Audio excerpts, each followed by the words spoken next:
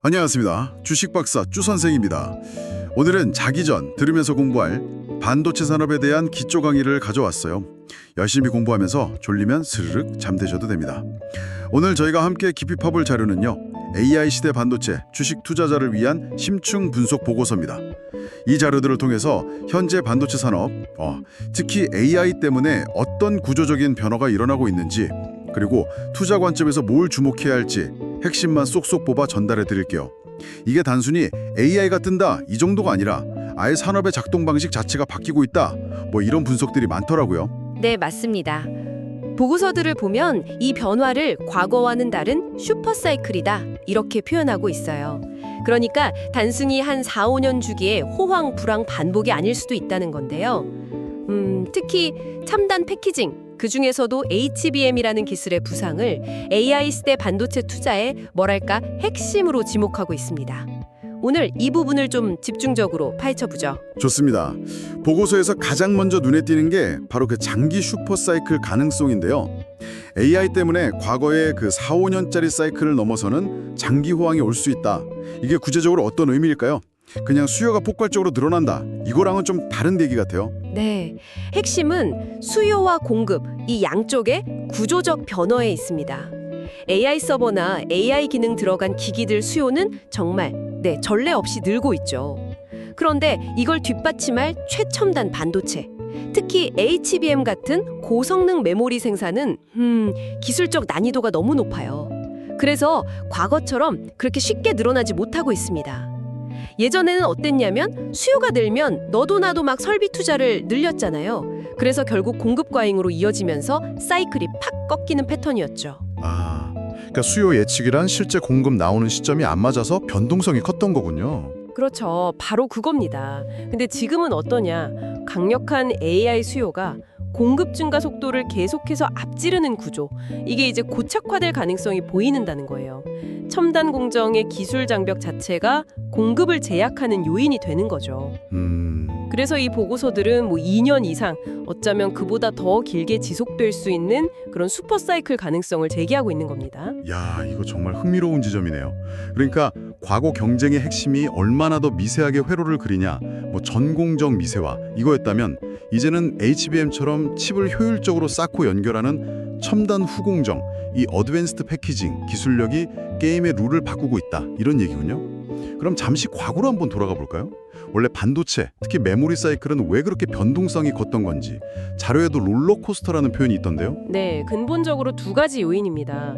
첫째는 아까 말씀드린 공급의 비탄력성. 공장, 그러니까 팹 짓고 생산 능력 갖추는데 최소 2년 이상 걸리고 돈도 엄청 들죠.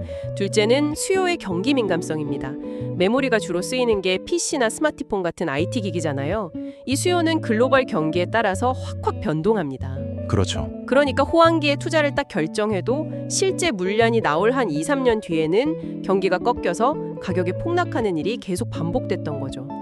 그래서 2000년대 후반에 있었던 그 유명한 치킨 게임 이야기도 나오는 거군요. 그때 삼성이 압도적인 기술력하고 자본력으로 막 공격적인 증설하고 가격 인하 주도하면서 경쟁사였던 독일 키몬다나 일본 엘피다 같은 회사들이 못 버티고 파산했잖아요. 맞습니다. 바로 그 사건이죠. 그 결과 현재 메모리 시장은 삼성전자, SK하이닉스, 그리고 미국 마이크론, 딱 이렇게 3대 기업이 과점하는 구조로 재편됐습니다. 사실 공급자가 줄면서 과거보다는 변동성이 좀 줄어든 측면도 있었어요. 그런데 지금 AI 시대는 또 다른 변수가 추가된 겁니다. 이 폭발적인 수요 증가에 더해서 2나노 이하 GAA 공정이라든지 HBM 패키징 같은 정말 극한의 기술적 난이도, 이게 공급 증가를 더 어렵게 만들고 있다는 거죠. 말하자면 기술 자체가 진입장벽이자 공급 제약 요인이 된 셈입니다. 그렇군요. 기술 얘기를 조금만 더 해볼게요. 반도체 만드는 과정을 크게 전공정이랑 후공정으로 나눈다고 하잖아요. 이 개념부터 좀 명확히 하면 좋겠어요. 네, 전공정, 그러니까 FEOL이라고 하는데 Front End of Line, 이건 쉽게 말해서 실리콘 웨이퍼라는 동그란 판 위에다가 아주 미세한 전자회로를 그리는 과정입니다. 웨이퍼 만들고 산화막 만들고 빛으로 회로 패턴 새기는 포토 공정, 깎아내는 시가, 얇은 막 입히는 증착, 회로 연결하는 금속 배선, 수백 개 단계를 거치죠. 반도체 성능을 결정하는 핵심 공정들이 다 여기에 포함된다고 보시면 돼요. 그럼 후공정 BOEL은 뭔가요?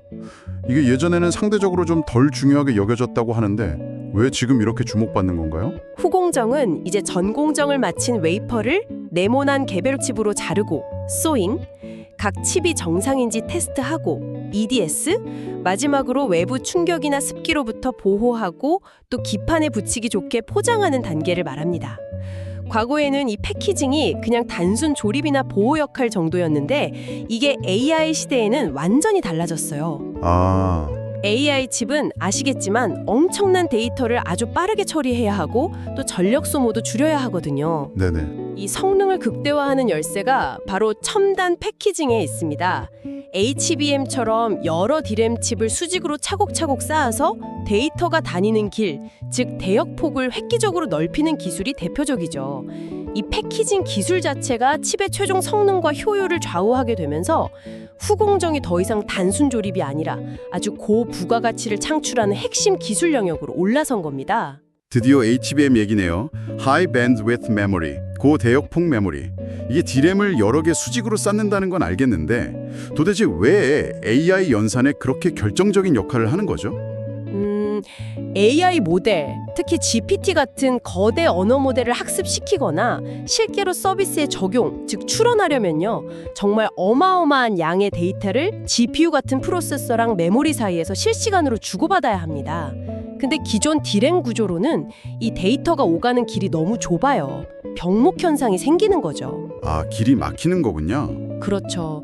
아무리 프로세서가 빨라도 데이터가 제때 공급이 안 되면 성능이 제대로 나올 수가 없어요. HBM은 바로 이 문제를 해결하기 위해 나온 겁니다. D램 칩들을 수직으로 쌓고 그 사이에 수천 개의 아주 미세한 구멍, 이걸 TSV라고 하는데 이걸 뚫어서 직접 연결한 거예요. 그러니까 데이터 통로를 수십 배 이상 확 넓힌 거죠. 와, 수십 배요? 네, 이 넓은 통로 덕분에 AI 연산의 병목 현상이 해소되고 학습 속도나 추론 성능이 비약적으로 형상되는 겁니다. 자료에서도 AMD의 최신 AI 칩, 그 MI300X 성능 형상에 HBM이 결정적인 역할을 했다. 이렇게 분석하고 있어요. 근데 이게 만드는 게 아주 어렵다는 얘기도 들리더라고요. 특히 칩들을 수직으로 연결하는 기술이 핵심이라면서요. TSV, MRMUF 이런 용어들이 나오던데 이건 또 어떤 기술인가요? 맞습니다. HBM 제조의 핵심이면서 가장 어려운 부분이 바로 쌓아 올린 D램 칩들 사이를 전기적으로 완벽하게 연결하는 기술이에요. TSV는 말씀하신 대로 스루 실리콘 비아, 실리콘 관통 전극인데요.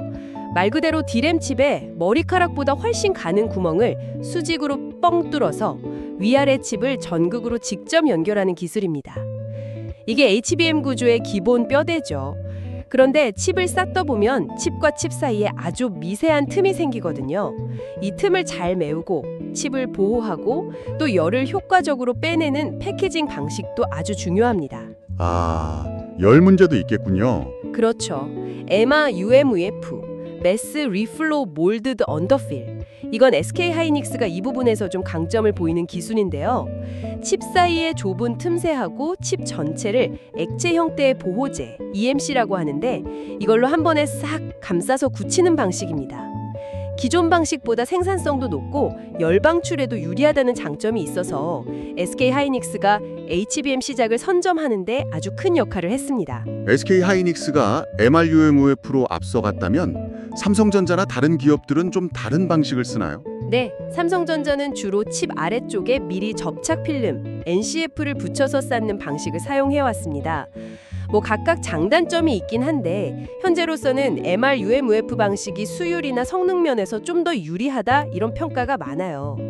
다만 앞으로 나올 HBM4 이후 차세대 HBM에서는 하이브리드 본딩이라고 해서 TSV 전극하고 함께 구리 패드를 직접 맞붙이는 방식이 도입될 예정이거든요. 이건 기술 난이도가 훨씬 더 높습니다. 그래서 이게 또 다른 기술 경쟁의 변곡점이 될 수 있어요. 자료 보니까 엔비디아가 HBM 확보에 목을 맨다 이런 표현까지 나오네요.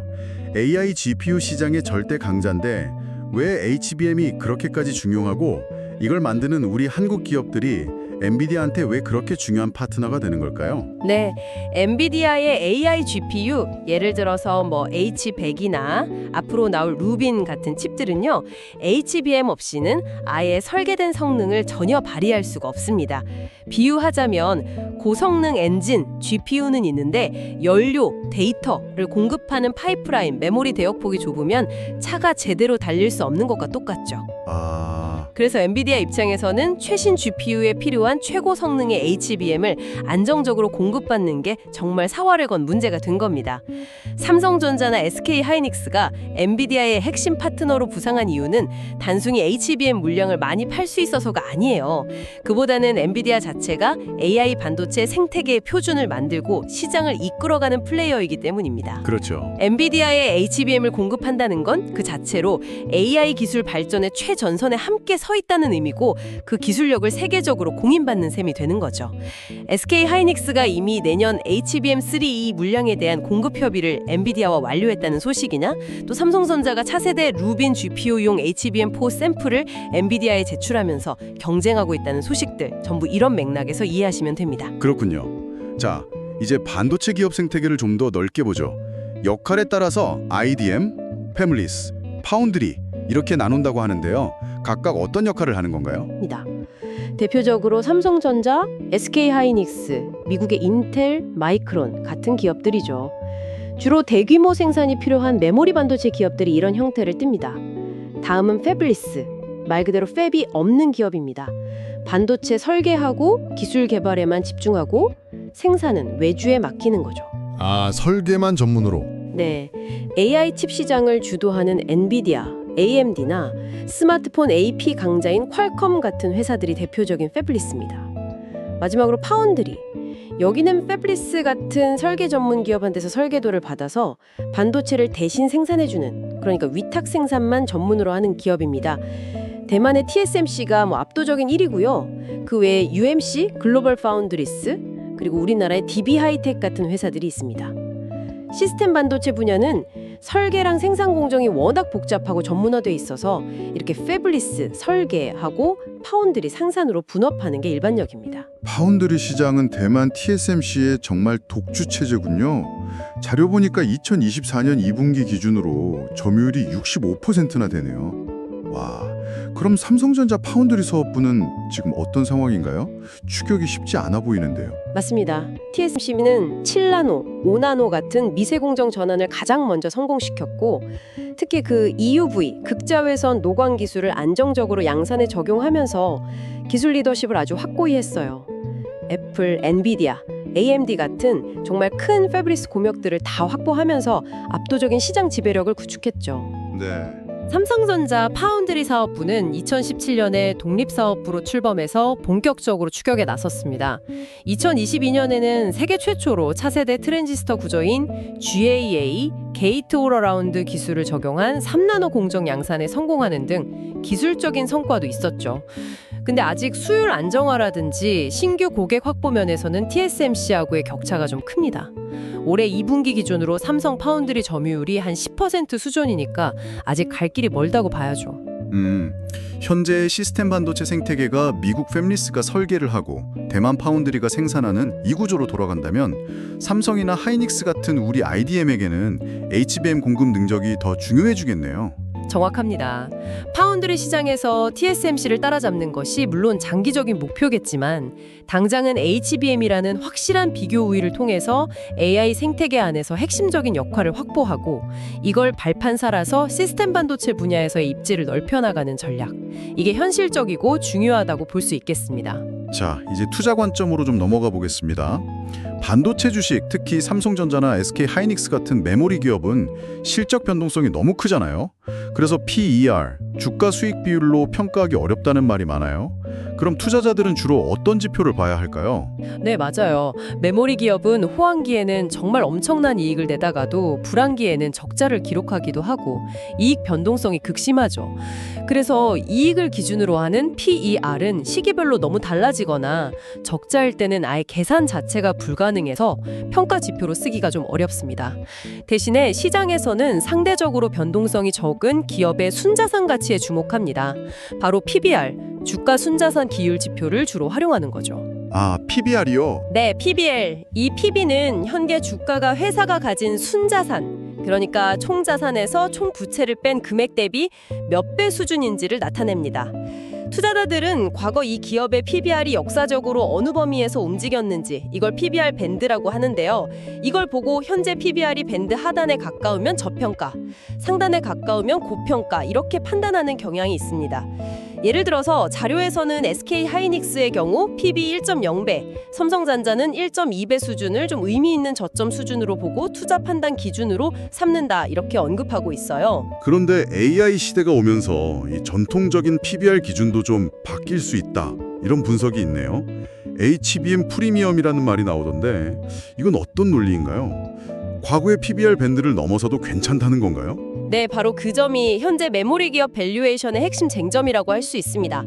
HBM은 아까 말씀드렸듯이 기존 D램보다 훨씬 높은 가격에 팔리고 이익률, 즉 마진도 월등히 높아요. 만약에 이 AI 혁명이 그냥 일시적인 유행이 아니라 장기적인 구조 변화이고 HBM 매출 비중이 기업 전체에서 계속해서 높아진다면 해당 기업의 이익 수준이나 이익의 안정성 자체가 과거와는 근본적으로 달라질 수 있다는 논리입니다. 체질 개선이 된다는 거군요. 그렇죠. 즉, 회사의 체질이 구조적으로 개선된다면 과거 사이클 고점에서 형성됐던 PBR 밴드 상단을 넘어서는 더 높은 가치평가, 이걸 바로 HBM 프리미엄이라고 부르는 건데 이걸 부여하는 게 타당하다는 주장인 거죠. 상당히 일리가 있어 보이네요. 하지만 반대로 생각해 볼 수도 있지 않을까요? HBM 시장도 결국 경쟁이 치열해지면 마진이 떨어지고 과거 사이클처럼 다시 PBR이 낮아질 위험은 없을까요? 물론입니다. 그런 위험도 당연히 존재하죠. 기술 발전 속도가 워낙 빠르고 또 삼성전자나 마이크론도 HBM 생산 능력을 빠르게 늘리고 있기 때문에 경쟁 심화 가능성은 항상 염두에 두어야 합니다. 다만 HBM 기술 자체가 워낙 어렵고 특히 차세대 HBM으로 갈수록 기술 장벽이 더 높아지기 때문에 과거 D램처럼 그렇게 쉽게 공급 과잉 상태가 되기는 어려울 것이다. 이런 반론도 만만치 않습니다. 결국은 HBM 시장에서의 기술 리더십을 계속 유지하느냐, 그리고 AI 수요가 계속 견조하게 유지되느냐, 이게 HBM 프리미엄의 정당성을 결정할 것으로 보입니다. 좋습니다. 그럼 이제 자료에서 분석하는 주요 한국 기업들 상황을 좀 구체적으로 살펴보죠. 먼저 삼성전자입니다. 네, 삼성전자는 메모리, 파운드리, 시스템 SA 설계, 스마트폰, 가전까지 정말 다양한 사업을 하는 거대 기업이죠. 반도체 부문에서는 역시 HBM 경쟁력 확보가 최우선 과제입니다. 특히 엔비디아의 차세대 루빈 GPU에 탑재될 HBM4 시장을 겨냥해서 기술 개발에 총력을 기울이고 있는 상황이고요. 파운드리 사업에서도 3나노 GAA 공정의 수율을 빨리 안정화시키고 새로운 고객을 확보하는 게 중요합니다. 일부 증권사 보고서를 보면 HBM하고 기존 메모리 시황 회복에 힘입어서 2026년에는 삼성전자가 사상 최대 실적을 기록할 거다, 이런 긍정적인 전망도 나오고 있습니다. SK 하이닉스는 최근 주가 퍼포먼스가 정말 가장 돋보였던 기업인데요. 역시 HBM 효과를 톡톡히 봤다고 봐야겠죠. 그렇습니다. SK 하이닉스 주가 상승의 1등 공신은 단연코 HBM입니다. 특히 HBM3하고 HBM3E 시장에서 경쟁사보다 한 발 앞서서 엔비디아의 핵심 공급사 지위를 확보한 것, 이게 결정적이었어요. 아까 말씀드린 MR-바시 무프 공정의 기술적 우위도 큰 역할을 했고요. 네네. 여기에 더해서 AI 데이터 센터 투자 확대로 인한 전반적인 메모리 시황 회복, 또 DDR5 같은 고부가 D램 수요 증가, 이런 것들도 실적 개선에 기여했습니다. 그리고 엔비디아하고 내년 HBM 공급 물량 협의를 마쳤다는 소식은 시장에 HBM 리더십에 대한 아주 강한 확신을 주면서 주가의 프리미엄을 반영시키는 계기가 됐죠. DB 하이텍은 앞서 두 회사와는 결이 좀 다른데요. 8인치 파운드리 전문 기업이죠. 네, 맞습니다. DB하이텍은 함성이나 하이닉스처럼 메모리를 만들거나 최첨단 공정을 하는 곳은 아니고요. 8인치, 즉 200mm 웨이퍼 기단의 성숙 공정, 매추어 노드, 파운드리에 특화된 기업입니다. 주로 스마트폰이나 TV 화면을 구동하는 칩, DDI라고 하죠. 또는 전자기기의 전력을 효율적으로 관리하는 칩, PMIC 같은 것들을 생산합니다. AI용 최첨들 칩하고는 좀 거리가 있지만 가전이나 자동차, 산업용 기기 등 다양한 분야에서 꾸준한 수요가 있는 그런 틈새 시장을 공략하고 있습니다.